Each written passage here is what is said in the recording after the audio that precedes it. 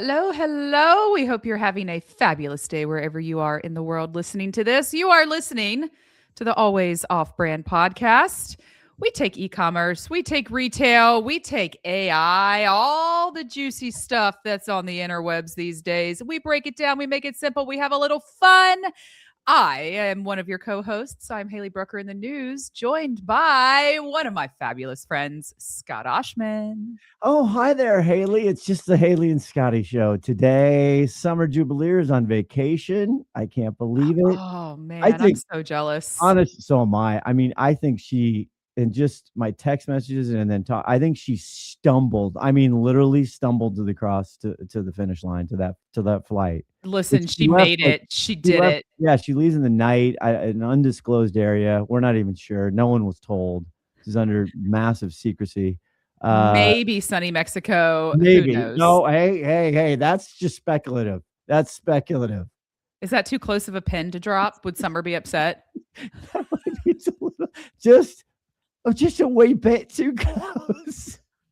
Anyway, so she's out. You know what? Now we get to talk weather, medical updates. First of all, are you back in the living? Are you actually living? Look, Emma's back in school. I mean, God, this is it has been a wild start to 2026. I mean, first of all, whatever this flu shit is that's going around right now, it's bad. I was sick, for no kidding, probably a solid 3 weeks. I did not feel good. Like, that was your second bout. You already had it like 3 weeks prior. It was awful. Anyways, I still have a weird cough. We don't need to get into the details, but at least I have my energy back, which is like huge. And I know all the Fab 45 listeners really care about my energy levels. But how are you? The Fab 45. I'm good. I'm on cloud nine. My Seattle Seahawks are the Super Bowl champions. I know you wanted to talk about that. So go ahead, plug it in. Let's hear your. We talked about the Super Bowl party. I wasn't feeling great about it. I announced the race in the morning, which was, we got lucked out in weather, which no one cares. Oh my gosh, I saw your post. The weather did look beautiful. Yeah, it was gorgeous. When you're sitting outside for 3-4 hours, the weather's important. I mean, you live in the Pacific Northwest. It's like a hit or miss. Yes. So, but we had the party. It was actually fantastic. I got in trouble as I prepared, because I get because I'm obnoxious. I've told you this before. When I get too into it, I'm obnoxious. My friend Tim comes over. We had our own little place. We had 16 people, I think, total.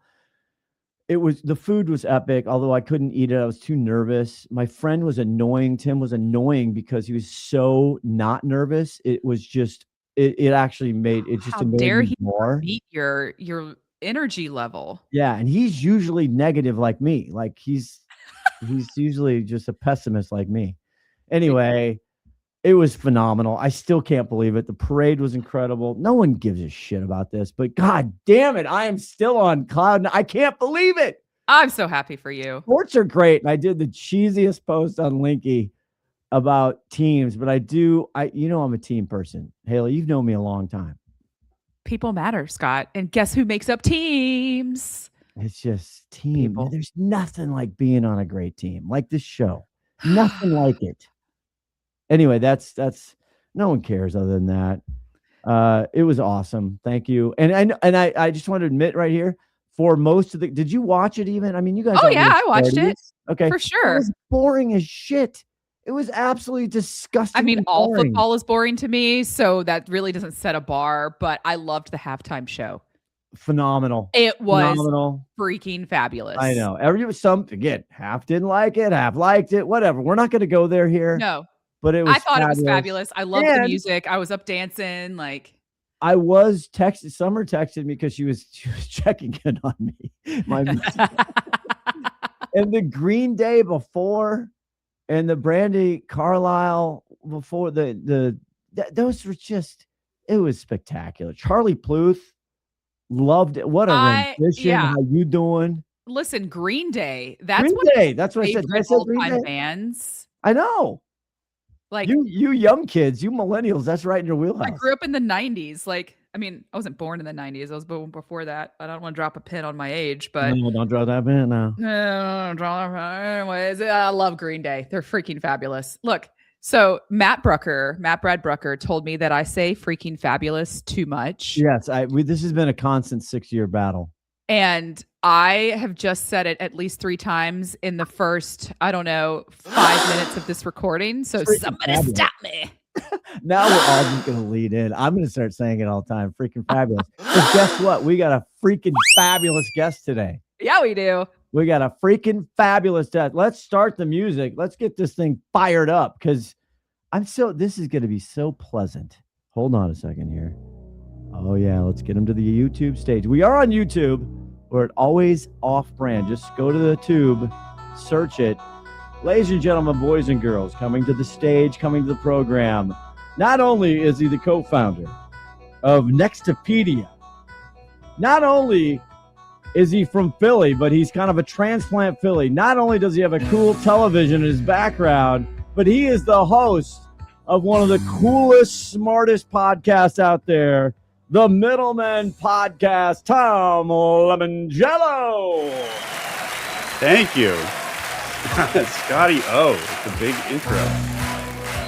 Oh, yeah, you got that. You got that. Now, that's so opposite of your just fabulous, smart, chill. I mean, we try to be smart and funny here. We try, but we're just not at your level. The intellect level on your show is... I mean, not everybody can wear the lamb's wool.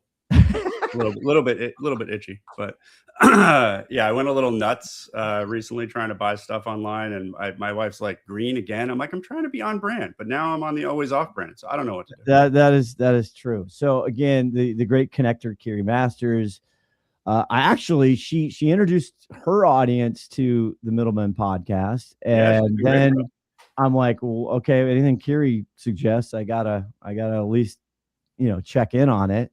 And then I reached out to you. I'm like, yeah, this is smart. Like, I'm learning a ton. So anyway, you gotta, the middle. How long have you been doing this? So we've been doing it for about 1.5 years. We're actually on our 3rd season. So I'm not sure how the math's there, but it's basically like the middle of 2024, we started doing this thing. And then 25 was a big year for us. And now in 26, we got some amazing guests coming on. I don't even understand at this point. Yeah. How do you, again, this is, now I'm going to play the open to your show because it's just so groovy. I love it so much. Because it's just. You're listening to the Middleman Podcast this week with Scott Messer and Tom Limongello. Isn't that just groovy? Isn't that his voice? Like, we talk about having that podcast voice. Yes. And I'm really picky about what I listen to. So when I started listening to your show, I'm like, I could listen to this voice all day. Like, that's great. Yeah. No, I don't get a lot of feedback. So that's awesome. Really obnoxious podcast voices out there. And no matter the topic, I just can't deal. Like, my tolerance level is so low. So kudos to you. Thank you. Yeah, I think it's a sort of a do no harm at first. It's like, don't have too much intro, don't have too much this, it's hard to be a good podcaster. So thank you for that. That's really nice to hear. How many ticks do you have on the wall for saying freaking fabulous too much? Yeah. Do you have little things you say all the time? When I first started recording it, because I'm the producer, I'm doing this on my own in Descript. I was like, oh my God, if my old debate teacher ever heard me with all the ums and all the stops and starts, he would just be beside himself and be like, did I teach you anything? So yeah, no, I have now realized that I just have to let it go. I can't try to self-edit myself. I just have to speak. Well, and we're our own worst critics too. Yeah. Oh, big time. I'd go back and listen to some of these shows and I'm just absolutely cutting myself to pieces of, why did I say that? Why didn't I say that? Why, you mean awful. I edit you great. I only use the good stuff. Look, the only thing you need to fix editing is our faces in these screen grabs. I know, but those are hard. Those are hard. If you do screen grabs, people are talking, they're doing stuff. They're either blurred or they have weird eye placement. Oh my gosh. It's terrible. I always look like a troll. That's good. But you know what you do? You just run it through ChatGPT and they fix it. But don't do it twice, because then they start to make you into like a K-pop band. But yeah, you have maybe a third eyeball there in your face.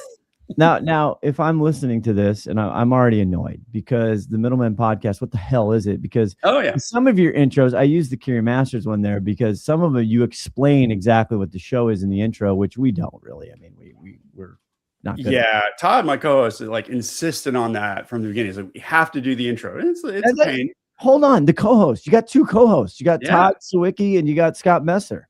Yeah. So Todd and I work together. Actually, we all work together now as consultants. But yeah, Todd and I worked on specifically a company in the Shopify space. So I guess this is the time to explain everything. So the reason I'm doing the Middleman Podcast and why it's focused on retail media is that I was at a company called Quotient.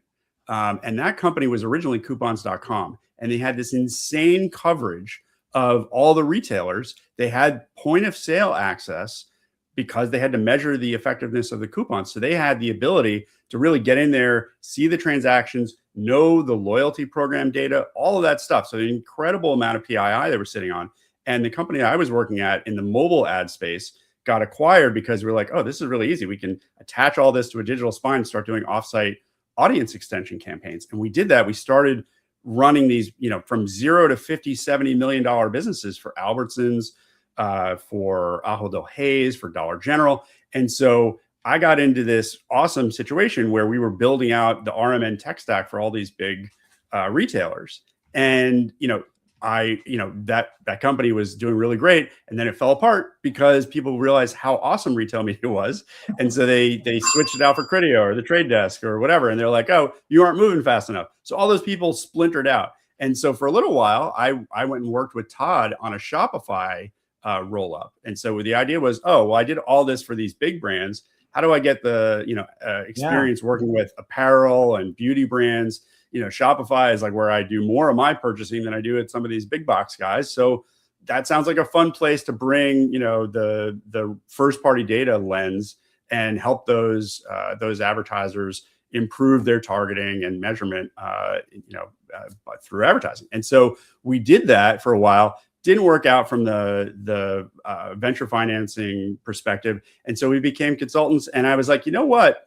We should be having these conversations about how retailers need to be more like publishers and how publishers are struggling because they don't have first party data. We should have those discussions. And so we did. And then I realized I'm like, oh, wait, Todd, I know everybody in retail media. I should have some of those people on. Wait, hold on. Yeah. And then he's like, oh, wait, I know the best RevOps guy, the guru that is at all of the Beeler Tech events. And that's Scott Messer. And so we started to bring him on, and he has the best questions of all of us. He's sort of a savant when it comes to understanding the publisher world. And so, the topics that we talk about are we bring retailers on, we bring platform providers that service retailers to try to understand how things are moving forward. And so, really the reason I probably went through that and continue to do the podcast is that the podcasts I had heard who were talking about retail media, maybe say 3 or 4 years ago, were talking about it like it's crazy. Like they're people doing sponsored product ads. And I'm like, okay. And, it was just sort of like, can we get to the next level of this discussion? And so that was sort of the impetus of why to do it and keep going. Well, I mean, you talk about, flexing a little bit. I mean, you had, the guy who runs Costco. I mean, every major retailer in the country, sometimes in the world. I mean, what's your biggest, where you're like, wow, this is serious. So when we got Mark from Costco on, that was a breakthrough moment for us because not only was he a former client of ours, so we knew him. I knew that he was awesome with memes. So we brought some of those memes into the YouTube video. So it was a ton of fun. But actually, that's how I met Kiri, because Kiri saw that episode and she did a review of it. And then she was like, best secret in the retail media world is the Middleman Podcast. So that was pretty awesome for us. There you go. Yes, that was great. And then now we're at a point where we go to all the events. And so all the people, PR people come to me like saying who should be on the podcast. And we're pretty discerning because, we're a niche podcast. If you come with a total guest from left field, it doesn't make sense. So. Well, you got, again, I like that all the pod villages, right? You can, hey, that's one of 6. That's one of 6. How are the puppies doing, by the way? Oh my gosh, they're so freaking cute. She's got I cannot deal. They are so cute. They're so good. We're working on potty training, but other than that, they can sit and come and all the great things. Not to derail, but it's like puppies. So you get Mark on, then Kiri writes an article. She kind of pubs you out. That's how I got it. But what I'm saying is all of us podders, and again, the CPG guys and PVSB and all those guys, that they get the biggest of the big on, and they've been so kind to us. Anyway, we're all just all in this together. That's what great. Our attitude is like, you know what? Listen to this, listen to that. I move around. I'm a podcast listener who moves around.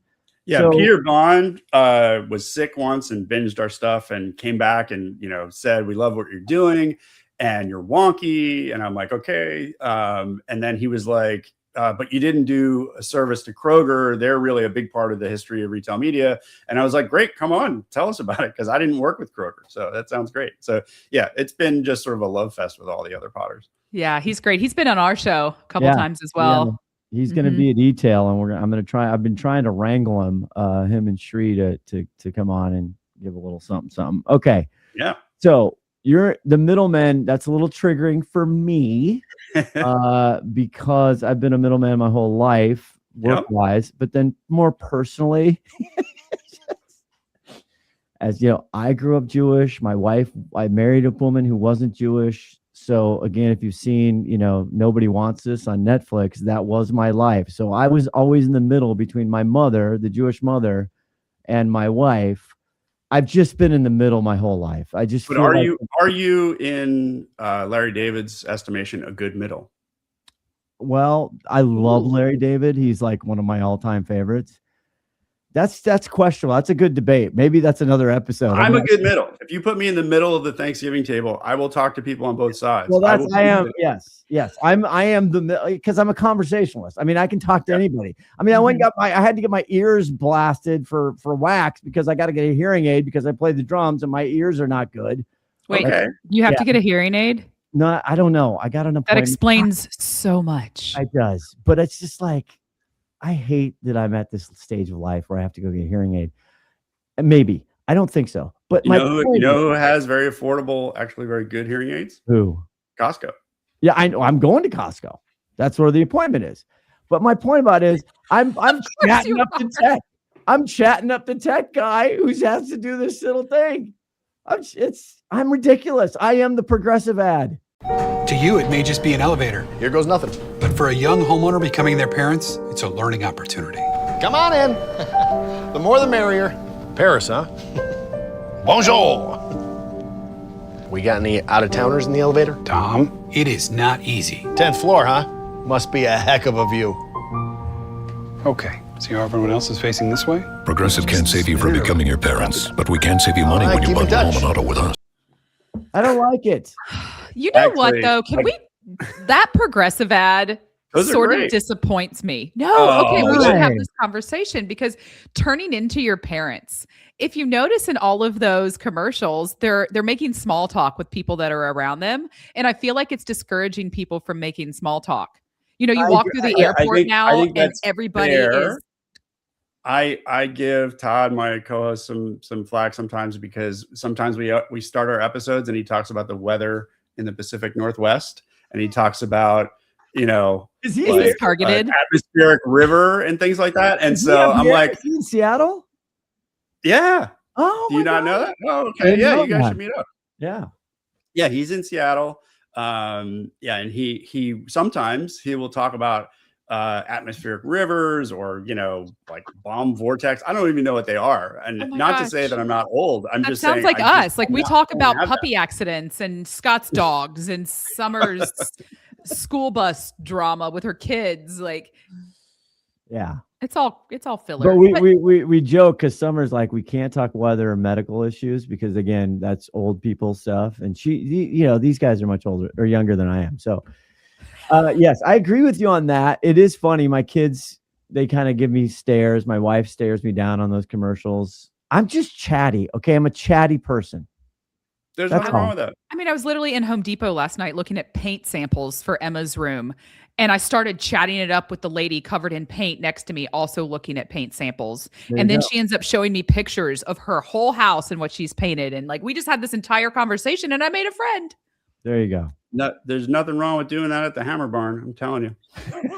Speaking of, I have a question about all the best retail media of all the best, but let's. Red Vest. We had Ace on. We're trying to get Hy-Vee on. That'll be a fun one. Ooh, yeah. I grew up in Iowa, so I'm a Hy-Vee. I know Hy-Vee.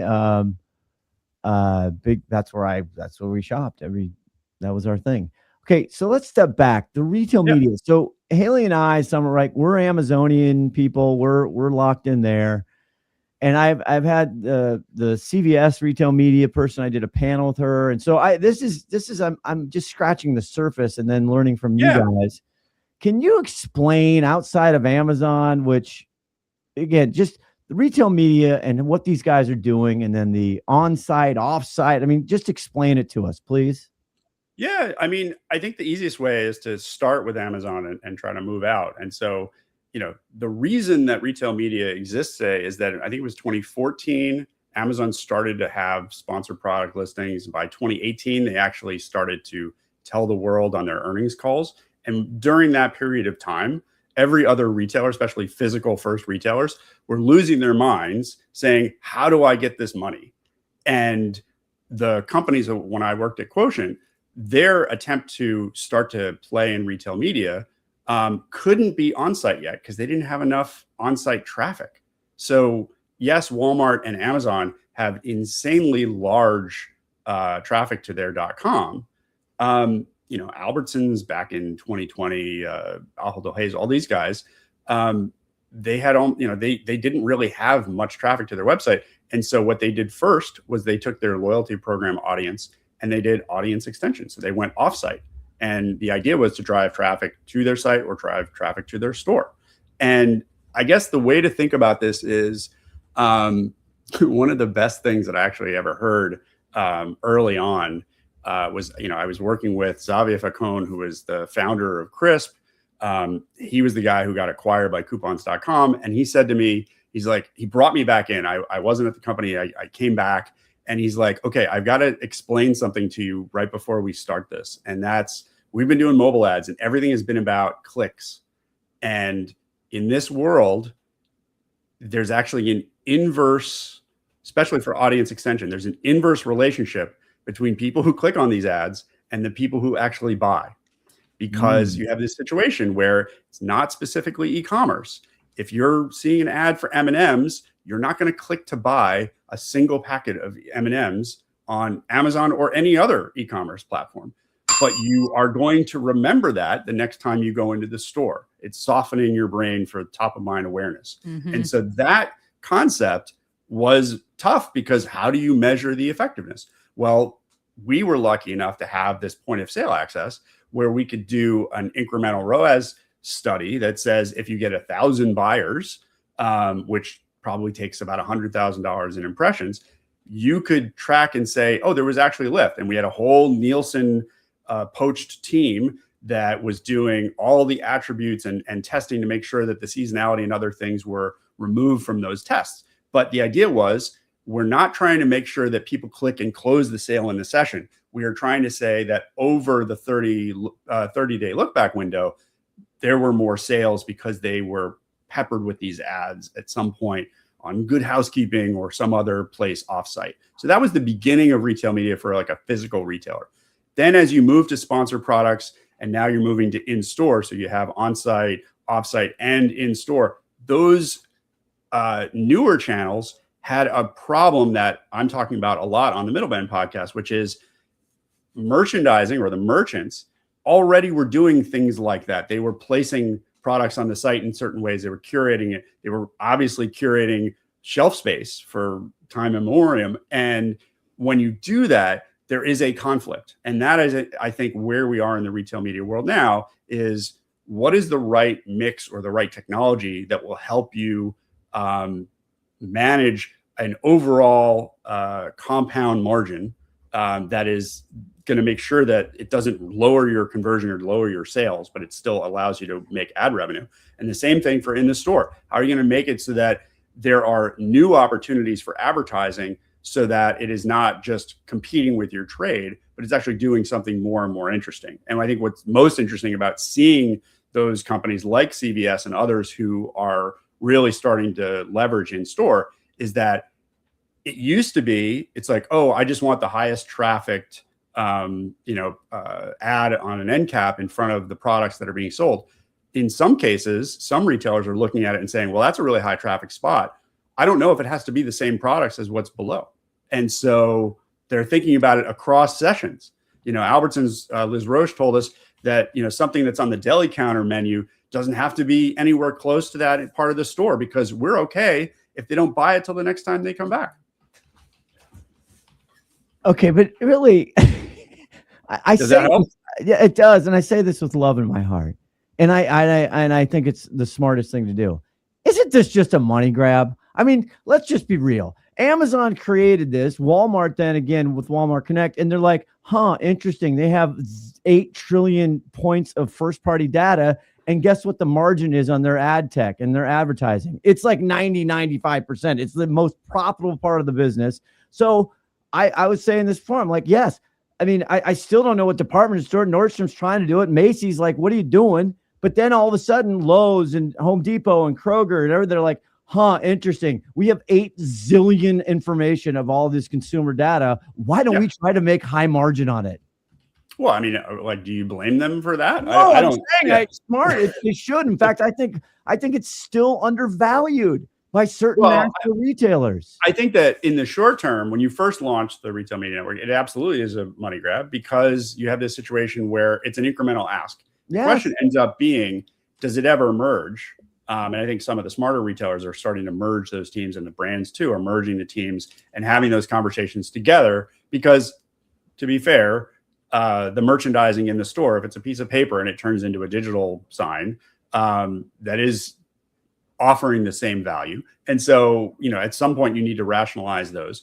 But I think the bigger thing is what I am seeing in 2026 is that every part of retail media is turning to incrementality measurement. I don't know if that lasts forever, but that is what everybody is doing to up the stakes. And it was that, it's so sad, but like when we first started doing this, mobile web was the workhorse for measurement for the entire retail media stack. It was the only thing that could do incremental measurement. And now you have a situation where Walmart comes out and says, we're doing incrementality measurement on search. And then Albertsons comes out and says, we're doing incrementality measurement in the store. And they're at various stages of the actual sophistication there. But that seems to be the goal, is incrementality all across. But if you're, somebody who's a brand, you're like, that's great. How do I reach new customers? Exactly. So there's definitely tension. Mm-hmm. Okay. We're going to take a very quick break, and we haven't even gotten into the juicy nugget part. I mean, actually I learned, that makes sense to me, and then I heard the Red Vest people, the woman who's running Ace, and she talked. Which was fascinating to me, because she's talking about endemic versus, advertiser who aren't vendors, who aren't sold in the Ace stores. And endemics, the new hotness. Yeah. That to me is another interesting part. We're going to take a quick break. We'll be back with more. Tom Limongello, Middlemen Podcast. How you doing? Hey, this is Jason Nias, General Manager at Shopware, and you are listening to Always Off Brand. Okay, so let's thank you for explaining what retail media is, because again, that was helpful to me. Sure. Now, since you're in the middle of all of this, pun intended, what? I'll take the easy ones. I'll always take the easy ones. Anyway, these huge national retailers, who rightly so have launched and come up with their big retail media networks. Yep. How's it going? Because you're right. I've heard you and Todd talk about this. You and Scott talk about this.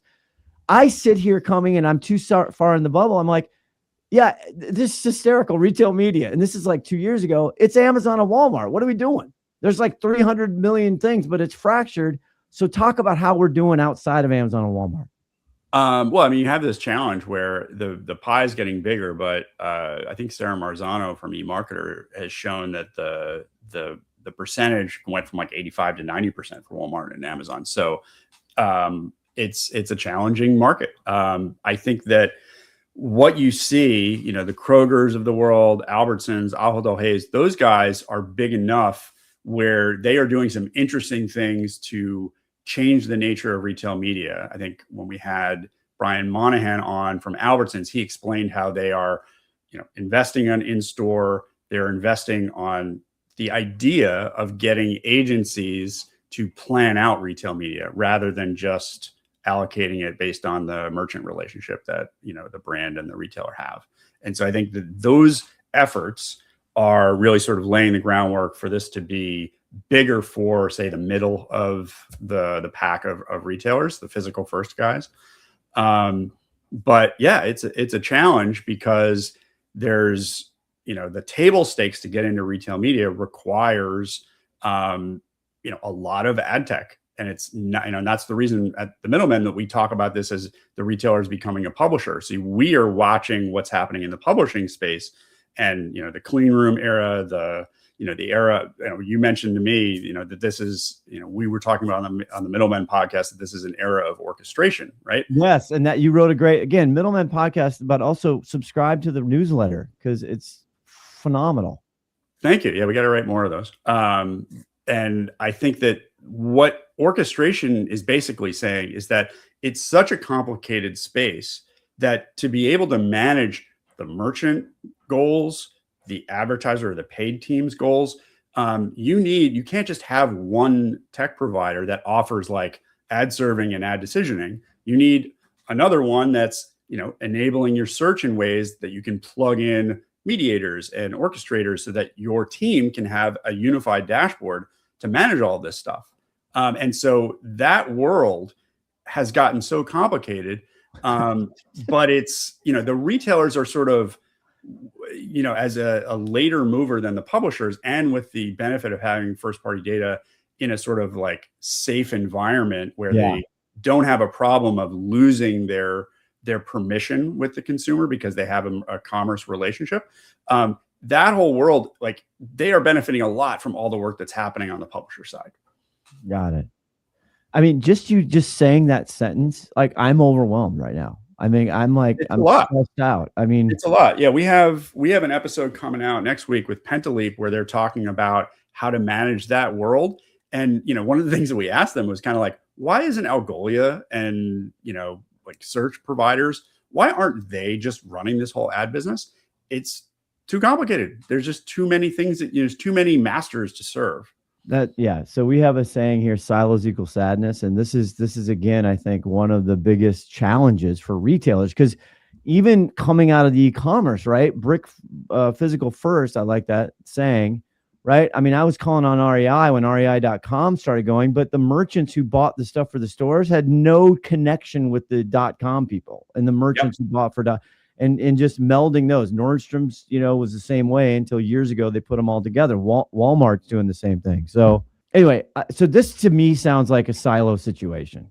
What you just described to me is like, and then this is also, I think, in agencies and even Amazon or omni-channel, basically full media agencies like Quickfire. We do paid search, paid social, Amazon, all that.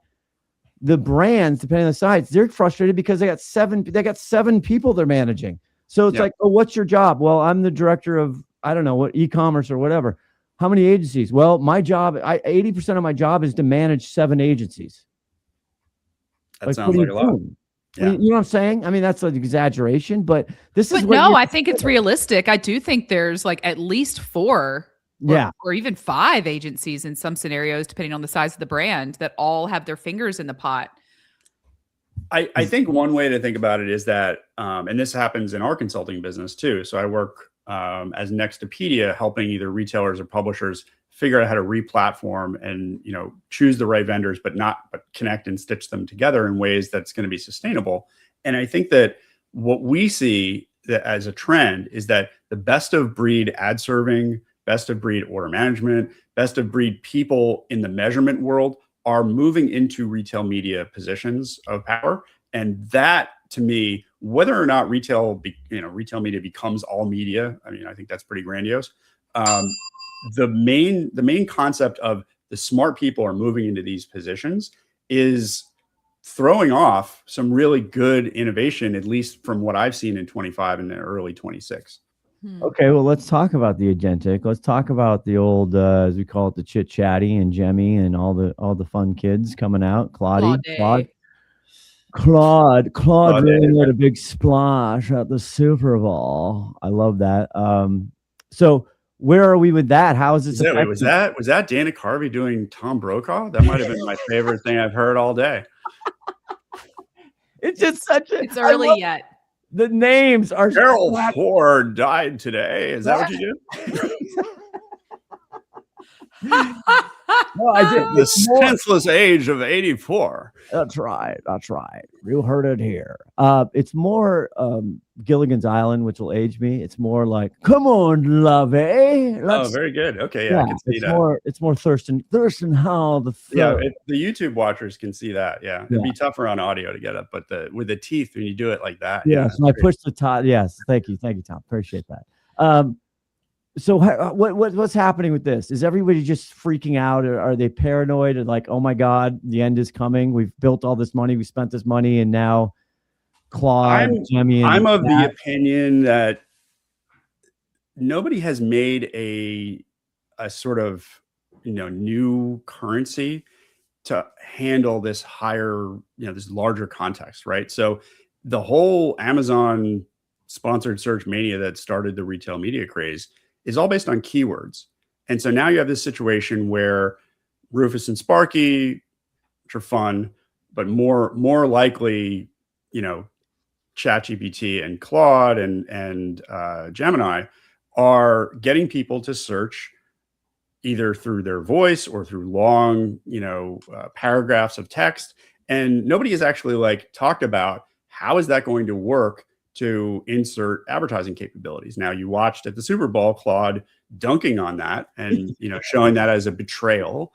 And they did a really great job of making fun of the idea that you're going to follow up on somebody's, secret intent to have a better relationship with their mother and, offer them, to build out their profile for cougars or whatever. Or my favorite was the, get you lifts if you're a short king, all those types of things are fair, the teeth whiteners of the the tabula age are going to exist, and so that's that's not a great outcome. However, I think what's more interesting in the retail media world is there an opportunity, if this is the new surface, for the retailer to have an advantage over the brand? And so we were talking about that before, right? The brands right now don't have the advantage because the data is sitting on the retailer side. Yeah. The retailer knows not only the brand purchases, they know the category, they know the basket.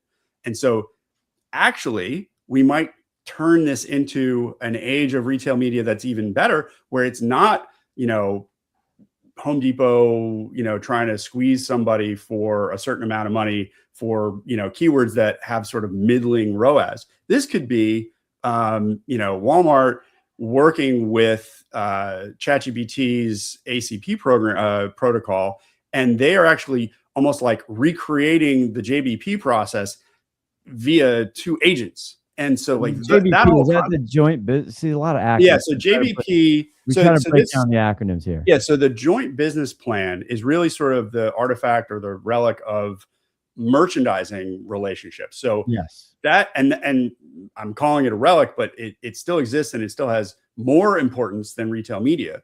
And the reason for it is that that's how you get the products on the shelf, or how you get the products on the digital shelf. And so that relationship is sacred and important. And the problem with retail media has been, do you keep all of retail media in the JBP process, or do you give it to agencies and allow it to be separate from the merchandising process?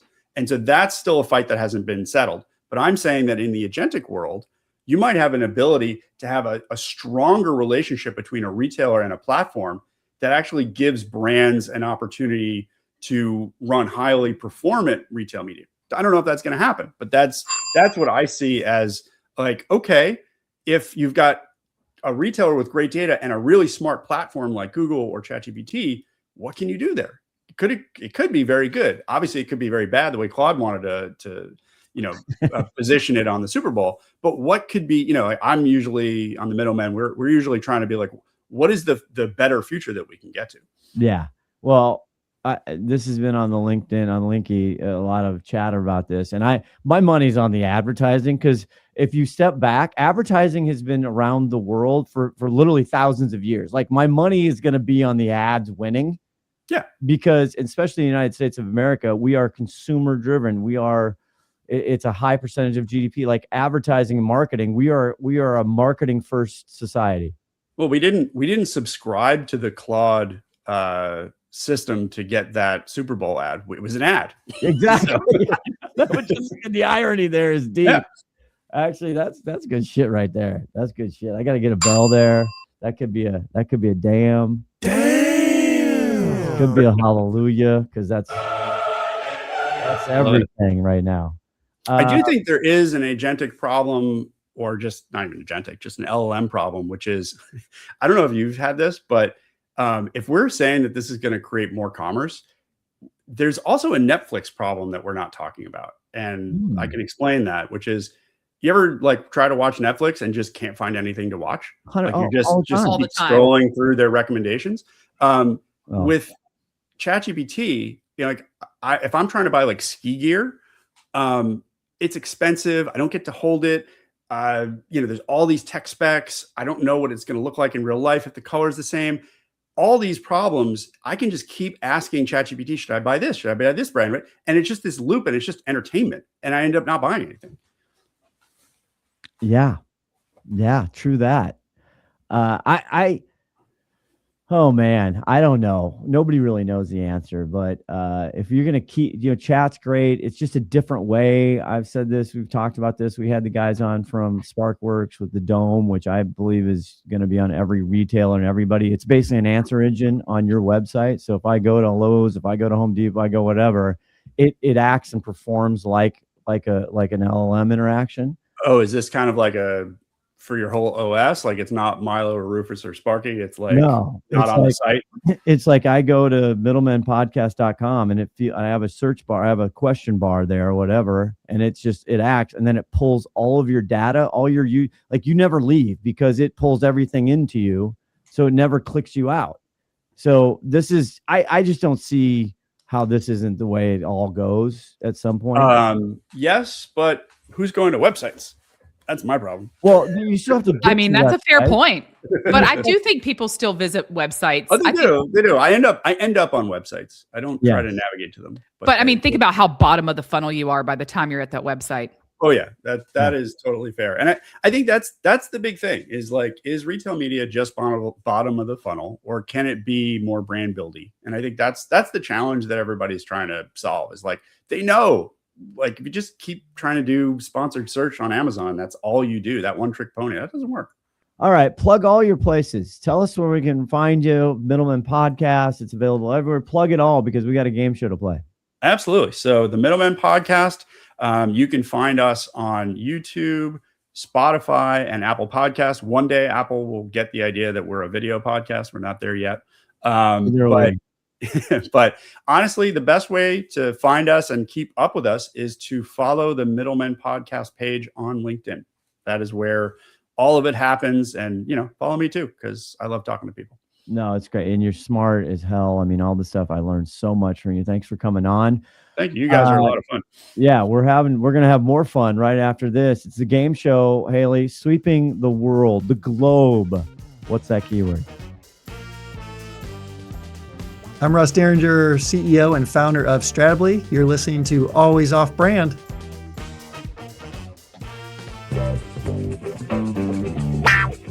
Finally, a game show nerdier than an Excel V lookup. It's time for What's That Keyword? Here's your host, Haley on the news. Tom stuck around to play What's That Keyword? Does he know what he's in for? I don't know, but you're new here, so let me lay down the rules. I'm going to give you a product that is sold on Amazon.com. You have to guess the keyword or keyword phrase, retail media expert.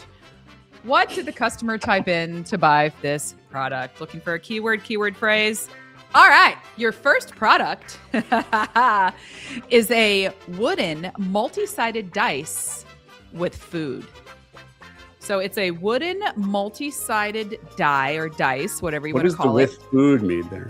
Well, it has food options. So like burgers, pizza, steak, I see what you're pasta. saying. So when you roll this die, a food of choice comes, or a food of chance comes up. All right, you want to lead? I know it sounds kind of complicated, but the words. You want me are to great. lead this off?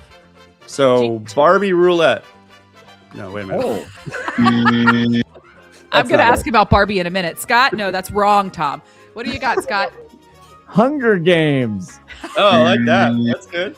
Oh my gosh, that's probably the best keyword guess that you've had. I wish Summer was here. 6 years. It's 6 years. It's wrong, but it's actually relevant. So I'm so proud of you today. No, I was actually looking for Valentine gag gift. For men. What about It's what a longer about, tail. Yeah, I don't know, like something with Stanley Tucci. No, go ahead. Yeah, that would be good. I saw him on the Olympics last night with Snoop Dogg. Have y'all seen that? Loved it. I haven't, but I have seen him being mercilessly made fun of on Instagram with people wearing like stockings on their head and speaking. Yeah. Oh my God. He kind of looks like Where's Waldo? I love Stanley Tucci. Don't take shots at my boy. I love him too. Okay. That was just a practice round. Okay. Tom, here we go. Yep. This is going to be your second chance here and last chance. I feel like I'm going to lose here. The next product, I'm going to make this one a lot simpler for the guys here today. It's a hacky sack. Oh. We're going to talk about a squishy, knitted, crocheted ball. It's a pair of balls, and they're colorful. Okay. Go ahead, There's a Tom. pair, Do you huh? have one off the top of your head? Matthew McConaughey's truck nuts. But you know what, Tom? You are getting the hang of this show quickly. That's a great answer, but it's wrong. Scott, what you got? Ah, damn it. Ball games. Oh, I was looking for foot sack. Foot sack. I God was damn it. I looking should have had for the foot sack. That keyword stinks. Yeah. The sack. You should have went with the sack. Damn it. I mean, I had to mix it up a little bit today. Summer's Loved not it. here. We can, All right. That was Love amazing. Baby love sack. Oh, sorry. Exactly. I mean, tomorrow is Valentine's Day. So, It is. True, true. all right, guys. Nothing says I love you.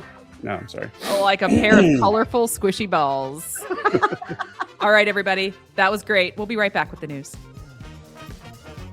Hi, my name is Daniela Bolzman. I'm the founder of mindfulgoods.co, and you are listening to Always Off Brand. Well, that's all been fun and games, but it's that time, the time America has been waiting for. It's time for the news. All right. So our fabulous guest, Tom Limongello, stuck around. Hey, Because- got nothing to do on a Friday. I wish that I'm so busy today, Tom. But that's okay. I love it. I cleared All my right. calendar because I'm going to the Poke News. Oh, you go to the Poconos. The Poconos. I don't. Gotta That's go hilarious. ski. I don't even know what to say to that. Are you going to go ski? Yeah. Well, you guys Oh. got all the snow. What's President's I Day mean- weekend too? Isn't it like the last kind of good ski Yeah. weekend for those snow heads? Yeah. What And, do you and call we them, actually snow have snow, which, they they had no idea. So they gave us really cheap lift tickets. It's Love it. crazy. Oh, I'm so jealous. All right. Yeah. Well, you have fun. Summer's in somewhere south and southern and sunny. So I'll just be here in North Carolina talking about how Anthropic just raised another $30 billion. Unbelievable. So, okay. We were just talking a little bit offline about this before we came back on the air. They spent a little around 40 million. That's million with an M for those listeners who can't tell with my Southern accent on the Super Bowl ad. Okay. That was a lot. They've got to get this revenue in somehow. So, okay. They've raised another $30 billion. But I think what the biggest point in this for me is how is this giving Amazon a leg up in this constant battle between Amazon and Walmart and the AI and the LLMs, and how we know that Amazon and Anthropic are in bed together. You know, AWS powers all of Anthropic's backends. I mean, they are like the foundation for it. It's really boosting these shopping agents and the product discoveries and predictive and inventory demand systems for all of these retailers that we just talked about and for everybody else. I want to hear what you guys think. Why, first of all, do you feel like they needed to raise the $30 billion? That's a lot of money. Why did they raise that money? And how do you think it's going to benefit Amazon in the long run? That's kind of a big, broad question, but I just want to open the table up here for some discussions. I personally think that there's, Amazon has sort of gotten a pass here where, ChatGPT had to talk all about its like Microsoft relationship, and people are, now that Claude skewered ChatGPT with their ads, like what's interesting to me is that there's nobody calling out that, oh, maybe it's the fact that, Claude can say it's not doing ads because it's going to give Amazon that opportunity. Like exactly. They're just going to, enable, Amazon's Rufus to be super smart or something. And so we just talked about that first party data and how important it is. And when you're at Summer's party, we talk about Summer's party here on the AOB. That's all the first party data. And everyone comes to Summer's house for the party. We might be selling hats. We might be selling lip balm. You never know. But that's where the commerce happens, right? So that's where it happens. It's like an old school McDLT. They're keeping the hot side hot, the cool side cool. You got Claude is where the higher funnel discovery is happening, but they're funneling it to Amazon. So yeah, and Amazon just invested $4 billion into Claude's internal and seller AI facing tools, or seller facing AI tools. Let me get that right, because on the back end of Amazon, we have some AI tools too, like within the ad console, within seller support. Which don't get me started on the seller support AI. I won't. Bullshit. But there are, a lot of integrations happening seller side and, consumer facing AI. So I just think that this is a huge advantage for Amazon, because Walmart has their own, they're trying with Sparky, and they're in bed with, who's Walmart in bed with? ChatGPT. Thank you. Why am I drawing a blank? ChatGPT. Everybody. I mean, they've opened up the barn doors. They're like, come on, come one, come all.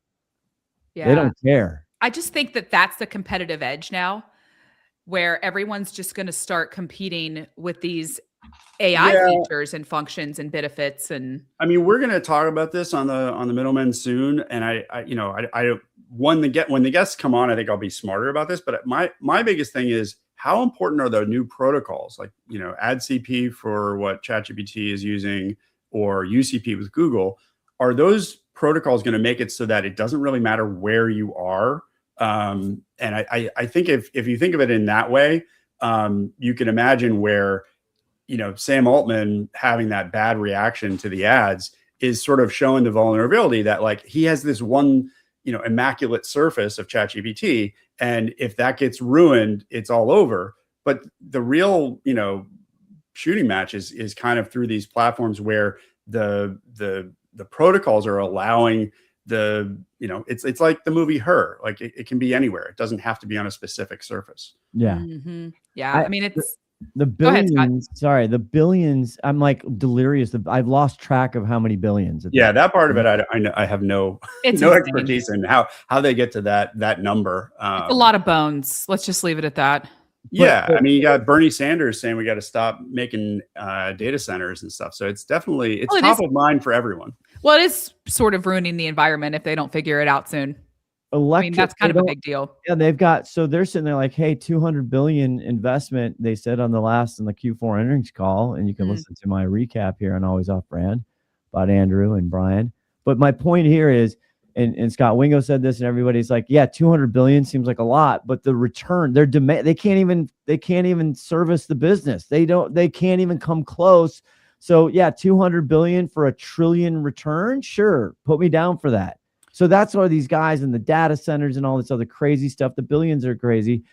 Tom, I'm with you. And I mean, Haley, we've always talked, like, where's the consumer going to be? I predicted with Danny Silverman on the prediction show, and I was joking, but not joking, in the third week of September of 26, Amazon, if the traffic gets high enough, they're going to have to buckle.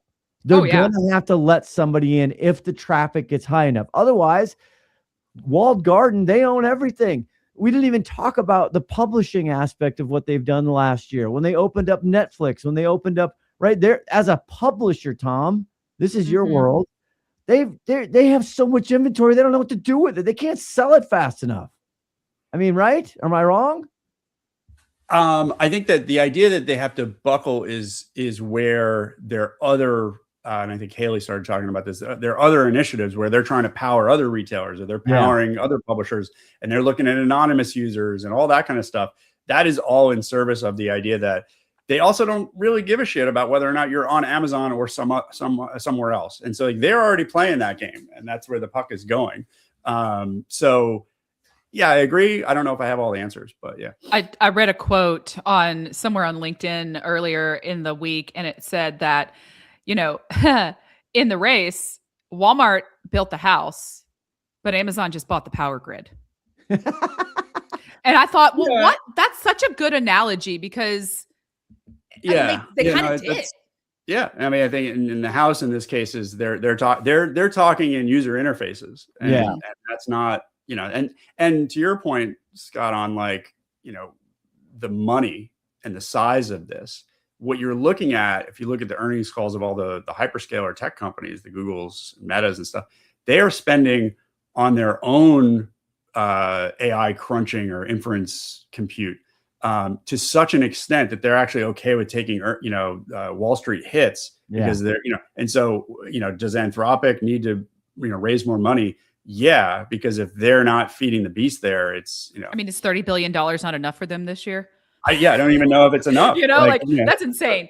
Well, and something else. We did have that DeepSeek thing happen a little while ago with the open source models, and this can be a lot cheaper. So I feel like I don't know if the money, that's why I don't have the answers in terms of should it be this amount of money, but it's definitely there's this greenfield race to be the best in this area, and it takes a lot of. This is kind of like a replay of the crypto mining. It is. And it's a replay of when the internet started. It's a replay of so many things, and there's going to be winners and losers, but I don't know. It's about the consumer and how the consumer shops right now. Rufus is just it just gets in my way today. It's kind of garbage right now. And that's why I love it. It is garbage. Was but I'm trying to optimize for it. Yeah, we have 10 billion in sales from Rufus users. What the hell is a Rufus user? Well, here's the thing. Now, I mentioned it last week on the potty. Wow, that sounded weird. The potty? You were on the pod. I was on the pod last week, not the potty. I was not recording from the bathroom.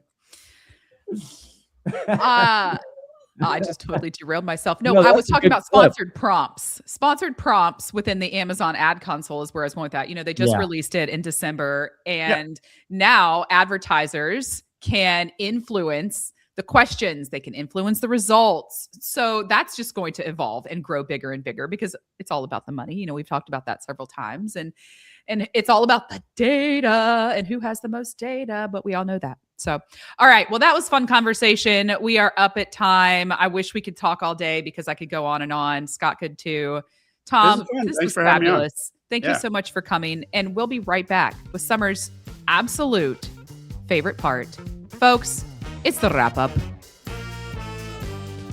I'm Eric Scheinkup, CEO of the Desire Company, and you're listening to Always Off Brand. Okay, I'm doing the wrap up. Haley, we were just chit-chatting away. Tom Limongello, what a guy. He's so smart. Middleman Podcast. Check it out if you haven't. And he's just adding to the list of people. Why? Because people matter. And you've been listening to Always Off Brand. Please like, share, all that kind of stuff. Haley left me. Summer's on vacation. Just me. Just sitting here, Manhunt Studios, doing my thing. Anyway. Check it out. YouTube. We got a great set. We've had the earnings. The Q4 earnings is out. We had Sparkworks, the Dome, become a Domer. Go figure out what that is.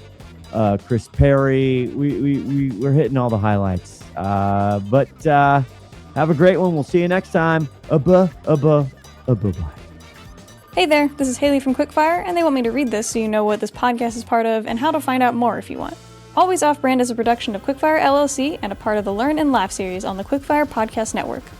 For more information, go to quickfirenow.com. Have a good one, and thanks for listening.